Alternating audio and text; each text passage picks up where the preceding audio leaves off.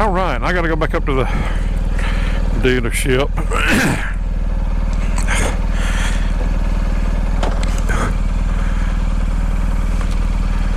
Midland Drive, they want me to go up that way. I ain't going up there. Anyway, we're gonna ride around and see how my mic setup works and how much wind noise we're gonna hear. I don't really know how good this helmet is.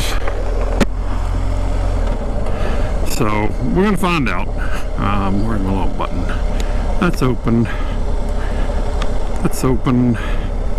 Open.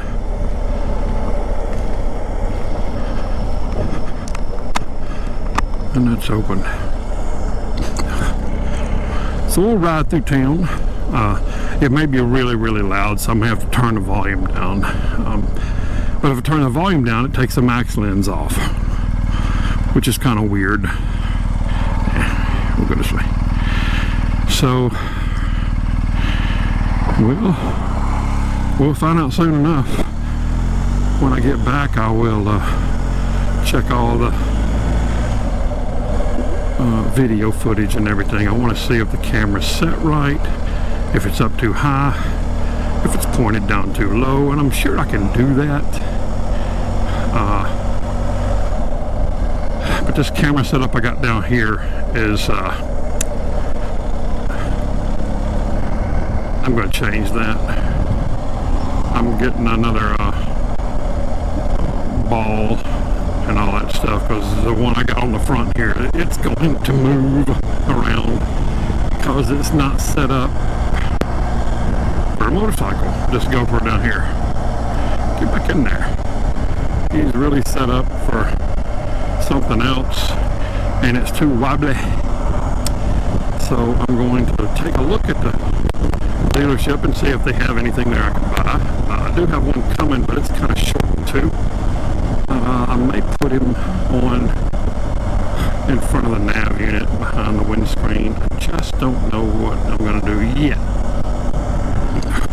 But hard braking, torques, and bumps, that front camera is going to, it's not going to make it. It'll move around too much. It's already vibrating like crazy, even though I have, well, that's not even recording. Even though I have the stable stuff on there, it's still shaking around quite a bit. And I got a turn arrow.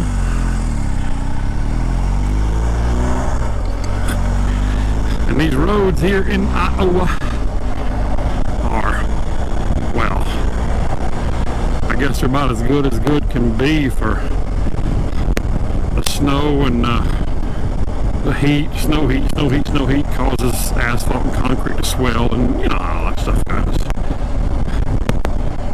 And get some bad potholes, but I mean every 5-10 feet this thing's hitting something that's bouncing this bike all over the place. I've got the GoPro 9 down here on the handlebar. I got my iPhone right here, and then I have a GoPro 11 on my helmet, and it's not the greatest helmet setup, and this thing is windy.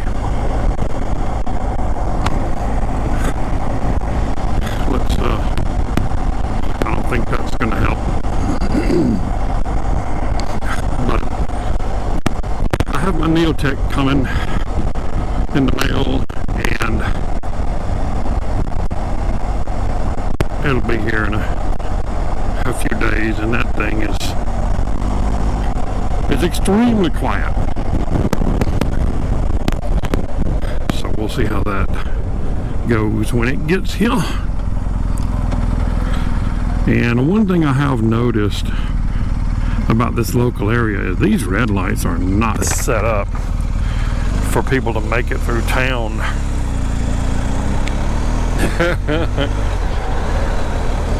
It's just not. They are set up. I don't know how they're set up, but It ain't to get through town.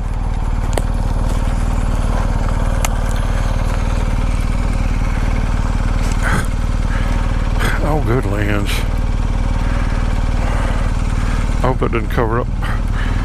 It tells me that I left my computer and I guess my iPad back home, and it's right over the camera. I hope that little, when those pop-ups come up, it doesn't interfere with my camera. We'll find out. And if it does, I'll cut all that off. You can see my reflection in the back of that Chevy pickup truck up here. I love this bike, man. I'm gonna tell you, I've heard it said so many times that these bikes are heavy, but once you get them rolling, they're really light. That is exactly how I describe this bike. It's what, 550 something pounds or something like that, 250 kilo or whatever it was, something like that, but over 500 pounds, needless to say. And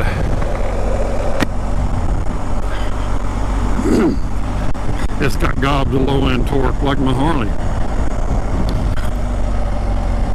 Y'all know I have the two dad bikes. I have the Harley Fat Boy and, oh shoot, turn that off. And now this GSA. Those have always been known as your quintessential dad bikes. So I took it to heart and I have them both. But this thing with the full tank of gas is top heavy. Man, it's top heavy.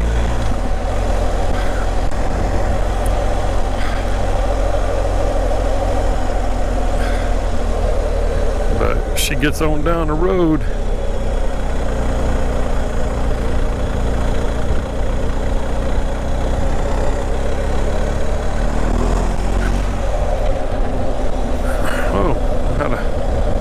Fender bender. Go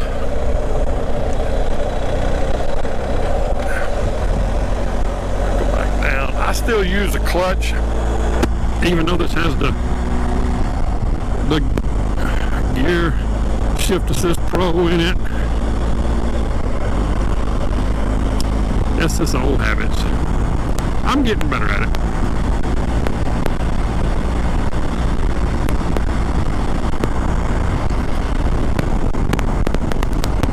Helmet. I'm trying to close off some of these vents up here. Don't help. This is a little HJC helmet. I mean, it looks good and it works. But it's got D-rings. I like the clips because they're just so much easier and quicker to put on and off.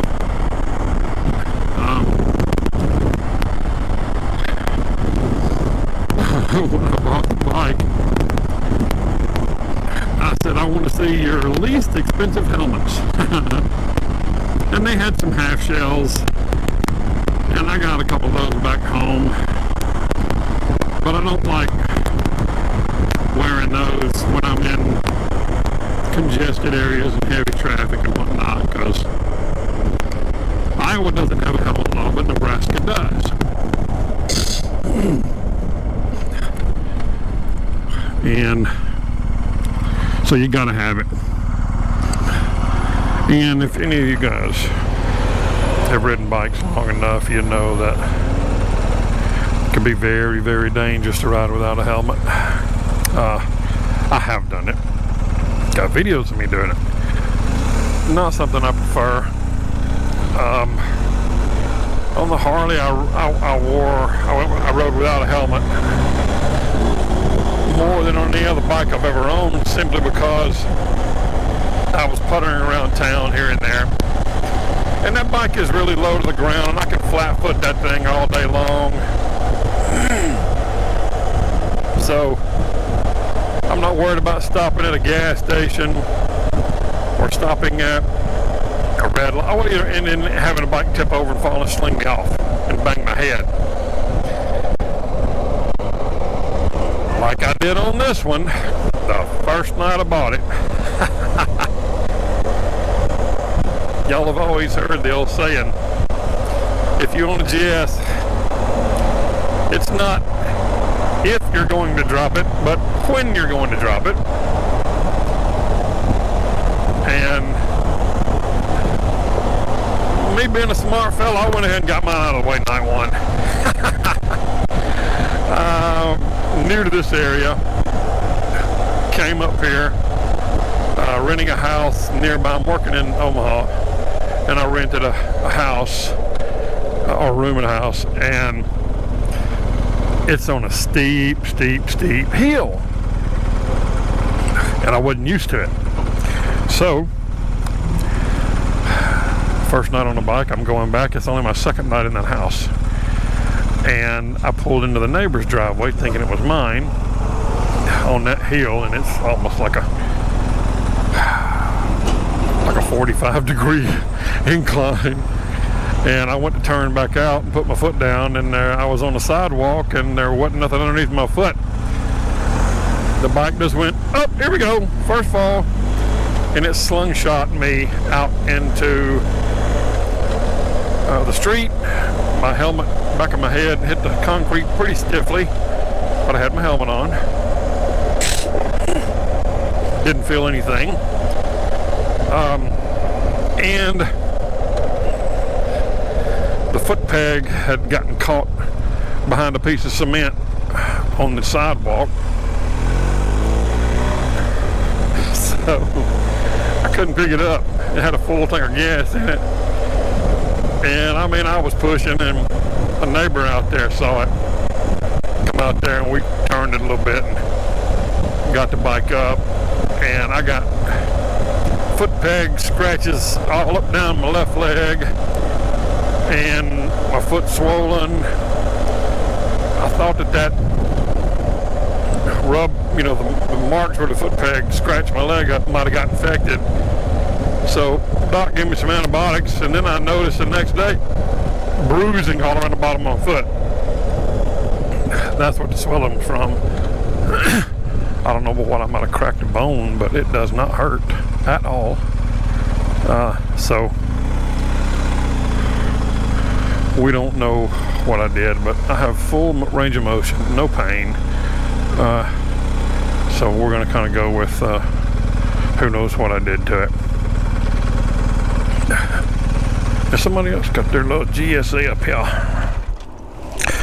Well, I'm here. I got to go in here and see these people. I will test all of this video out when I get back home, and if that's working, I'll make another video. I got a feeling the microphone's going to be way too loud, too much wind noise, but we'll see. Anyway, thanks guys. Cornholio out.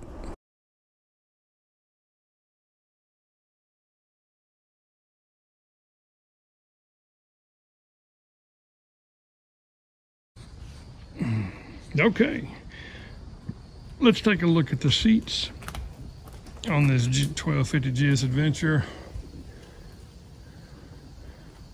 I think you can see the difference. This one padding comes way up to here. This one here, the padding is a lot lower. This is the low seat. All right. With this one, I'm on my tiptoe, well, the balls of my toes on both sides in the lowest setting. Went to the dealership, they had this one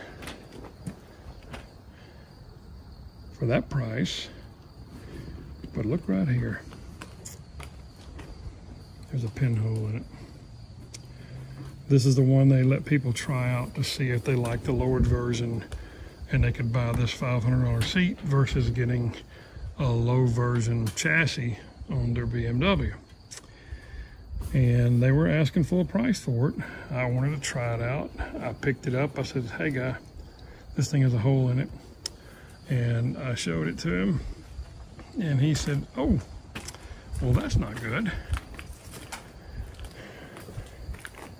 And you can see how this padding is leveled and where this one just drops off.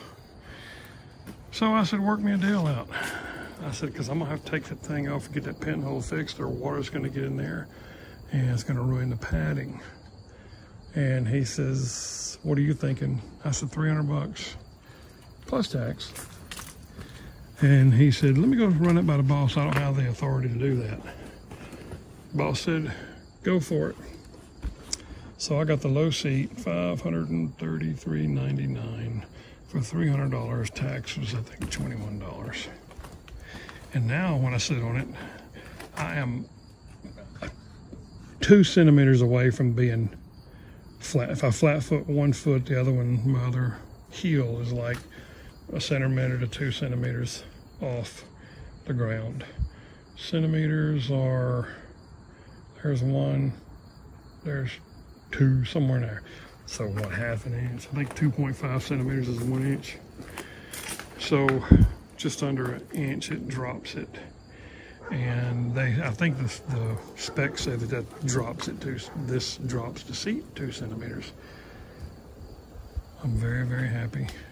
Very, very happy. Put on Owen's headlight protector, because these headlights are 1,800 pounds, which is over 2,000 US dollars. And handlebar risers. I put in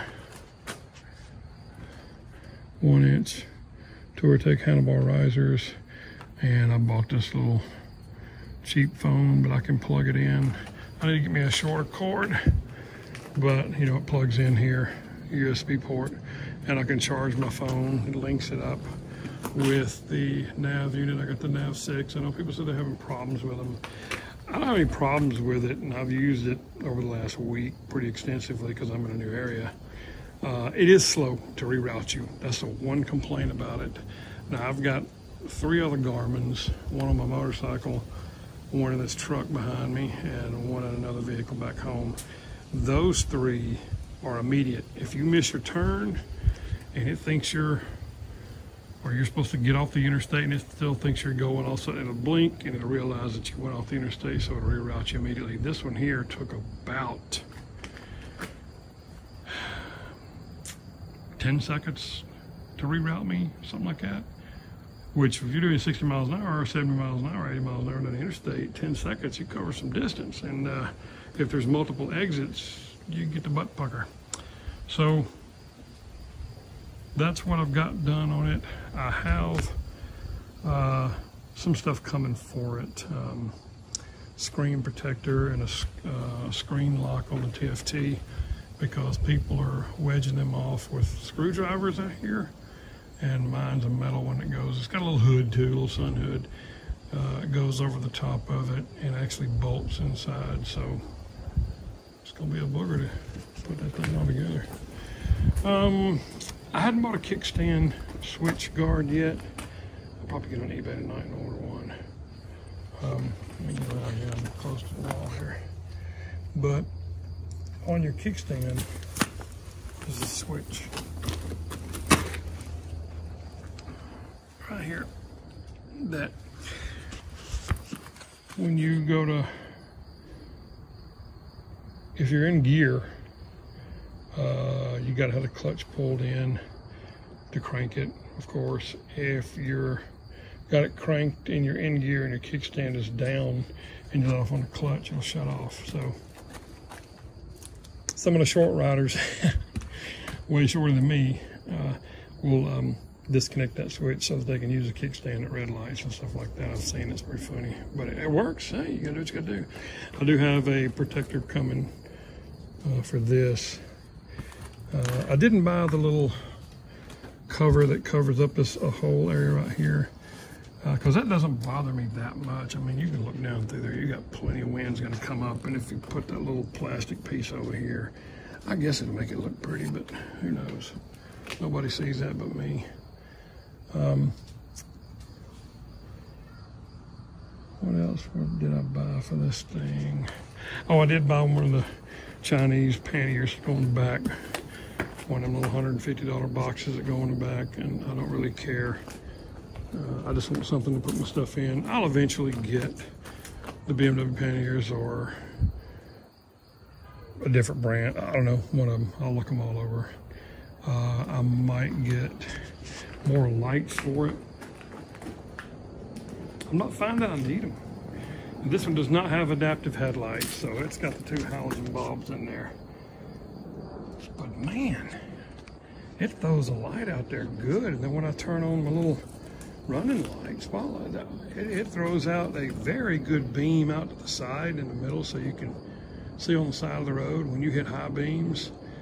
I've not seen a need right now driving out in the middle of nowhere at 2 o'clock in the morning. I've not seen the need for it. So, but you know, we all want to buy all that stuff.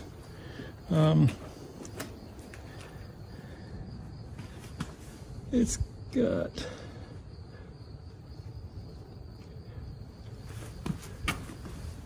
the Michelin, Anarchy, yeah, Michelin Anarchy tires on the front and back, and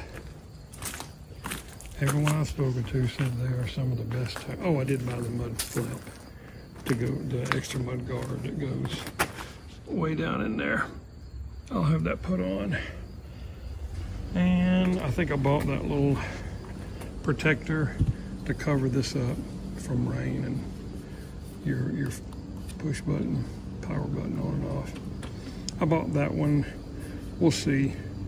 Just a cover. I mean, you don't put any keys or turn anything on this one. What I love about locking this thing. Oh my God. Let's turn that baby off. And then long press and you'll hear it. That lock steering wheel. So you don't need your key. Keep your key in your pocket. You don't need your key to open up your boxes and take your seat off. The little, looks like a plastic key that comes with it. That's in case your battery and your key fob dies and it doesn't recognize anything because it's dead. There is, let's see if I can get my finger on it. That muffler's still hot. Where am I at? That big round hole dead in the center of the screen was cut out. I'll get it better from the other side. I just don't want to burn my hand, just turned it off. And yeah, I still got my drive out tag. All right. Can I see it in there? It's right up there. Okay, I turned my recording off. That area right there looks like an indentation area. You put your key to that area, that little plastic key, and sorry folks, you put that little plastic key up in that area and it'll power it up so you can ride. But I am so happy, so happy with this lower seat. Even in the lowest position, I used to be 6 feet tall, long time ago. Before your body shrinks when you get old. If y'all didn't know that, you're in for a hell of a surprise.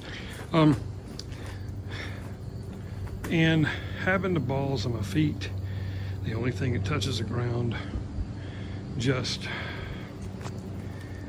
it's a confidence thing, okay? And I've heard of people say this. There's some young ladies that are riding, and one of them, I think she's 5'5" or 5'3", and she bought a GS. She didn't get the lowered version either. And she says, you got to have confidence to ride this thing. Don't let it dictate you, you do it. So she said, you know, I've learned to pull up and stop, hitch my hip over and throw my foot down. And that's kind of what happened to me when I dropped mine. I went to put my foot down and there wasn't nothing down there because I was on the sidewalk, and the sidewalk is what, 4 inches taller than the street. So when I put my foot down, there wasn't nothing down there, and the bike just slung me off. I mean, it went down, I had a full tank of gas, so it slung me into the street when it tossed me. Luckily, nobody was coming, and I got up, but I couldn't lift the bike. One of the foot pegs had kind of caught on a piece of concrete on the sidewalk, and I was huffing and puffing. It wasn't just laying down on the engine guard. You can see what it did to the engine guard. It wasn't just laying on the engine guard, it was down. I got a little bit of scuff right there, just a tad scuff. Tiniest little scuff on the mirror, like right here. I get the light right, probably can't get the light right. Little teeny tiny scuff right there. Don't even notice it, you gotta look for it. And it scratched right there on that. So the engine guards did their job. They sure did do the job. And I'm just so pleased with this, unrealistically pleased with this. I can't tell if this bent. If you look at the gap, there is a gap between there, but right there at the very tip, the rubber is touching, but you can see I can move it. So if it did bend this, it bent it a millimeter or two. This one you can see has more room to it, and these are riveted on there. So I might have been him a tad bit. I might get my foot on there and push him out a little more one day, who knows. But if that's all that's touching is that little bitty piece of rubber, and that's malleable as all get out, I'm not worried about it. But man, this is a triple black GS Adventure. It does not have a heated seat. It does not have adaptive headlights. But I've been riding motorcycles since 1972, and I ain't never had that on any other one, so I reckon I'll be all right. The thing with the low seat is, though, you do have a good little gap between there. Ask me, is I worried about that? So, anyway, here's the walk around. I might do a little more riding here in a little bit. Matter of fact, I know I am. But I took the GoPro off the handlebars. I'm just gonna use the one on my helmet because that thing was just vibrating like crazy. My Shoei Neotech 2 that I left at home like an idiot. My son mailed it to me. It'll be here in a couple days, and that's the quiet one. Y'all have heard me ride my Harley with that thing on there, and it seals up good. It's quiet as all get out, and it works perfectly. So y'all will see all that. All right, I'm gonna go for now. I may add some more riding to this later. Well, see if I can get out of this tight spot.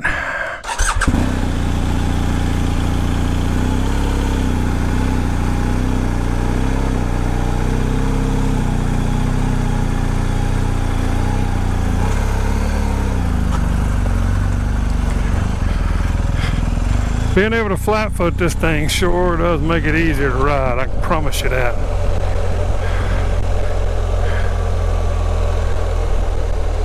I gotta go back and check something.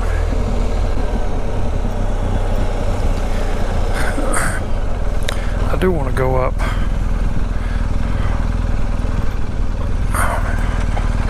and check on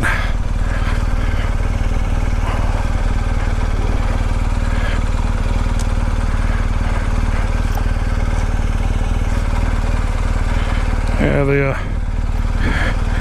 heel hold. Hey, bub.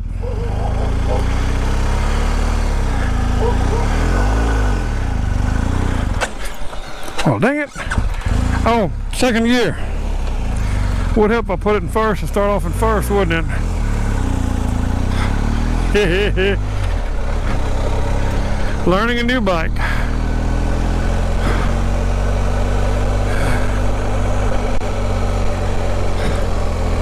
Gotta make sure I close the garage door. And I did. Okay. I'm clunking everything around today. Dang.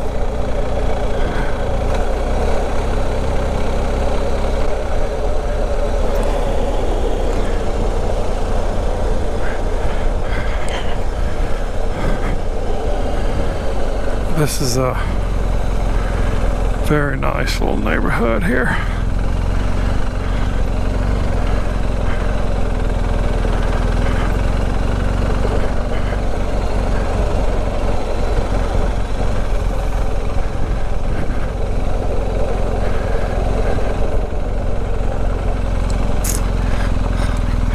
You know, I don't know if this new if this new lowered seat is not as, oh, there we go. If I change my position, it's not bad. But it's not as comfy as the other one, maybe. I feel better now. I just had to get up and, I guess, move my big fat butt around, and we'll go from there. Actually feels pretty good now, so that had to be it. I probably was sitting on it and twisted. But this bike, hey, oh, I love this thing. I'm gonna run downtown, get me a bite to eat.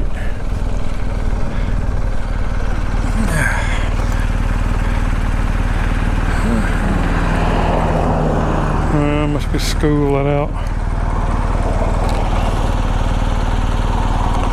Yeah, I'm not a fan of this jacket. It's got a big old giant zipper right on it that's wanting to touch my stuff, and I ain't got my pad protector in yet.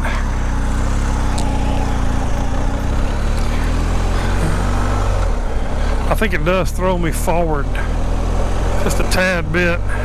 There we go.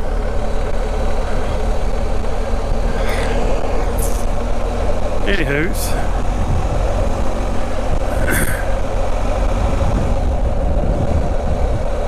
this thing is so smooth, but if you need power, just roll that wrist and you got plenty of it on demand.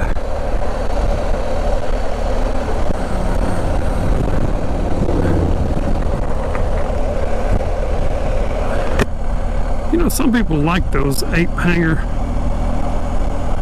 I never got into them. I don't know, it just was a weird feeling. Anything above my shoulders. If y'all saw that Harley that just drove by, the guy looks like he's hanging from a trapeze.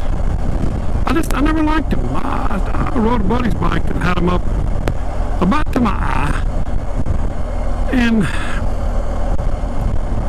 I mean, that would each his own. You know, if you like them, go for it, buddy. You know me, it's your money. You buy what you want. If you like it, rock it. I couldn't get into it. It didn't feel natural at all to me, and I just didn't like it. So